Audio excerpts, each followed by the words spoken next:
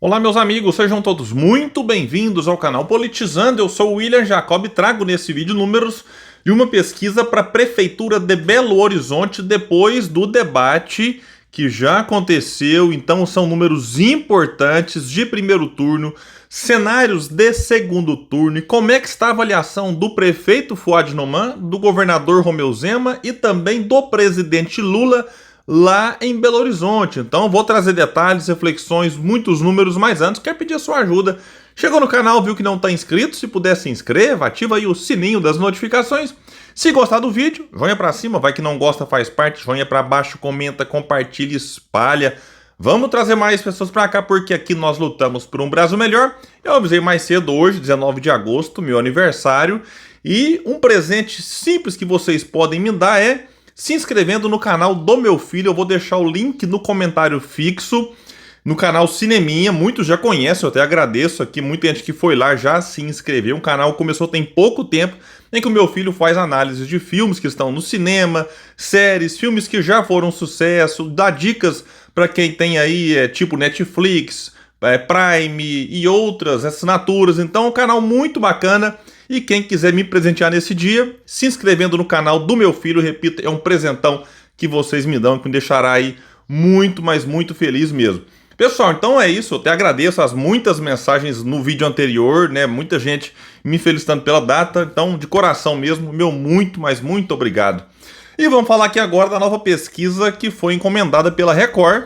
Ela foi feita ali pelo Instituto Real Time Big Data, vai trazer cenários de Belo Horizonte. A pesquisa ouviu 1.000 pessoas entre os dias 16 e 17 de agosto. Então tá bem fresquinha e já aconteceu depois do debate que nós tivemos ali, realizado pela Bandeirante, e também já pega o início oficial da campanha. Começou no dia 16, que aí sim os candidatos já podem pedir voto, já podem falar de número, e já começa de fato. Claro que agora a campanha até o dia da eleição, a coisa vai esquentando e nós já temos aqui essa pesquisa, né, importante, e cá entre nós, gente, muito diferente da que a pesquisa Atlas Intel trouxe. Eu até tinha explicado, a Atlas Intel trouxe o bolsonarista disparado na frente e eu alertei. Falei, vamos ver se isso vai se continuar ou se não vai se confirmar. Porque ela foi a única pesquisa, a Atlas Intel, que cá entre nós também merece, né, respeito, que acertou bastante nos últimos anos, mas ela trouxe números que só ela até agora trouxe. Que sempre mostrava o Mauro Tramonte na frente e o Bruno Engler em segundo, terceiro. Aí de repente a Atlas vem e mostra o Bruno disparado em primeiro. Agora, como é que tá aqui? Na pesquisa espontânea, que é quando o instituto não fala o nome do candidato e o entrevistado responde quem ele quiser. Mauro Tramonte lidera com 11%, ele é deputado estadual do Republicanos e terá o apoio lá do ex-prefeito Calil e do governador Romeu Zema. Bruno Engler aparece em segundo com 8%, esse aqui é o do PL, terá o apoio de Bolsonaro. Fuad Noman, que é o atual prefeito, aparece com 7%, ele é do PSD. Duda Salabert, que é deputada federal do PDT, aparece com 5%. Carlos Viana, que é senador do Podemos, aparece com 2%. Rogério Correia, deputado federal do PT, terá o apoio de Lula, 2%. Calil, ex-prefeito, não vai disputar, né, nessas eleições, aparece com 2%. O Nicolas, que é deputado, não vai disputar, aparece com 1%. Mas, repito, como o entrevistado responde quem ele quiser, por isso é que mesmo figuras que não vão se candidatar aparecem pontuando alguma coisa. Outros 2%, nulo e branco 13%, indecisos 47%. Aí quando você coloca os nomes, né, aí o entrevistado, né, fica sabendo ali e escolhe dentro daquela lista, você tem um cenário bem diferente. O Mauro Tramonte lidera disparado com 31% dos votos. O Bruno Engler aparece em segundo com 15%. A Duda Salabert aparece em terceiro com 14%, porém, com a margem de erro de 3 para mais ou para menos, eles estão tecnicamente empatados. O Fuad Noman aparece em quarto com 8%. Também está empatado aqui só com a Duda, porque a Duda poderia ter no mínimo 11 e o Fuad no máximo 11, então eles se encontram aqui no limite máximo e mínimo de um e de outro. Então o Fuad Noman em quarto, porém tecnicamente empatado em terceiro. O Carlos Viana aparece com 7% e o Rogério Correia aparece com 5%, é o do PT, e o Gabriel Azevedo com 2%. Então a gente percebe que algumas coisas que dá para a gente analisar e refletir juntos aqui. Primeiro, baseado nesse instituto, o Mauro Tramonte está com a vida resolvida ali em relação a segundo turno, né? Baseado nessa pesquisa, insisto. E a disputa para quem vai ir com ele para o segundo tá apertada, porque o Bruno Engler tá com 15, né? A Duda com 14. Esses dois com uma leve vantagem. Mas o que eu acho que pode acontecer aqui? O Rogério Correia que está em penúltimo, com 5%. Mas o Lula, se de fato entrar de vez ali na campanha do Rogério Correia e ir lá e participar, subir em palanque, pedir voto, creio que o Rogério Correia vai crescer, não vai ficar nesses 5%.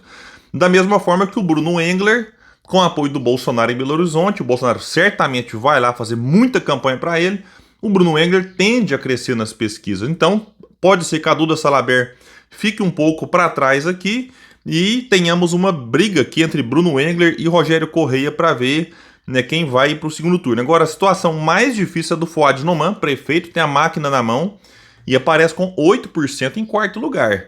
Então, de fato, a situação dele aqui, para mim, está muito complicada, praticamente impossível, e o Carlos Viana, senador, também.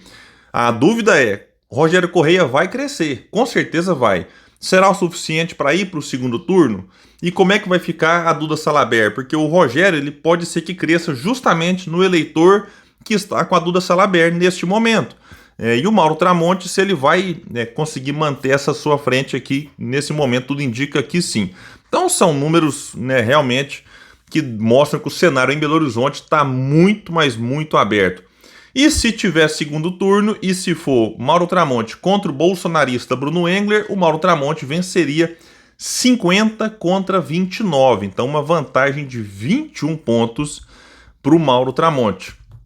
E se for o Mauro contra a Duda, o Mauro venceria com a folga ainda maior, 55 para o Mauro contra 21% para a Duda, que cresce pouco. Reparem que ela tem 14 no primeiro turno, e num segundo turno, só ela e o Mauro, ela só cresce 7.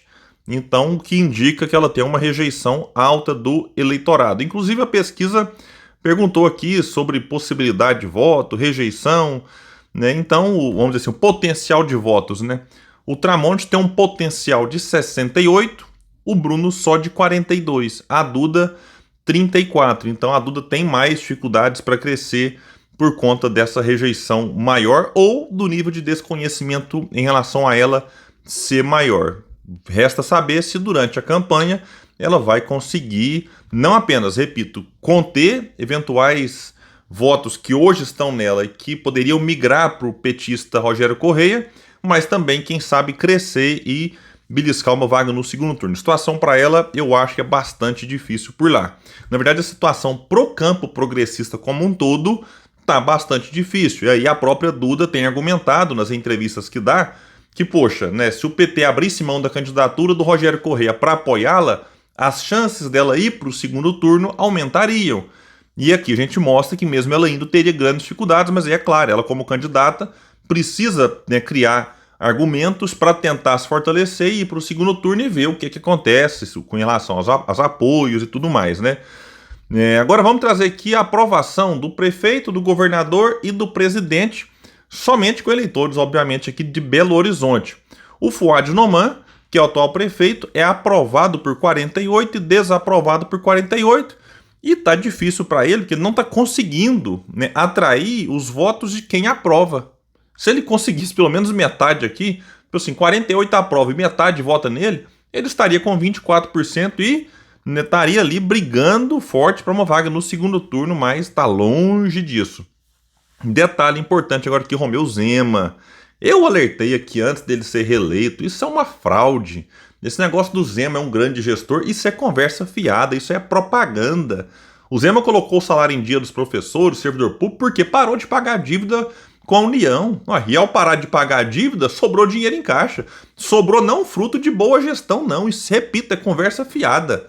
Se tivesse que pagar a dívida como os governadores anteriores estavam lutando para pagar, não teria dinheiro em caixa. E aqui eu não estou dizendo que, que bom, né, ou que ruim, né, que colocou o salário em dia. Não, eu acho que tá certo, tem que colocar salário em dia, mas a gente tem que ser honesto. Não foi fruto de boa gestão, foi fruto de parar de pagar a dívida com a União. E agora o povo começa a perceber. O Zema é aprovado por 40% e desaprovado por 51%, ou seja, mais gente desaprova do que aprova o Zema, que acabou de ser reeleito aí em 2022. E o presidente Lula, em Belo Horizonte, é aprovado por 44% e desaprovado por 51%. Então, o Lula também tem uma taxa de aprovação menor do que a de gente que desaprova a sua gestão. Pessoal, então, reforçando aqui, convite para o canal Cineminha. Repita, meu aniversário hoje. O presente que eu quero de vocês é vocês se inscrevendo. Bora lá bater os 2.000 inscritos no canal dele. Ele tá lá com quase 1.800 e a sua ajuda pode ser muito importante para isso. Eu agradeço a todo mundo que tá me parabenizando nos comentários e agradeço muito a quem já foi lá no canal Cineminha. O link tá aqui no comentário fixo, se inscrever e dar esse apoio lá pro meu filho. Gente, valeu, até o próximo nesse espaço que luta por um Brasil melhor. Até mais!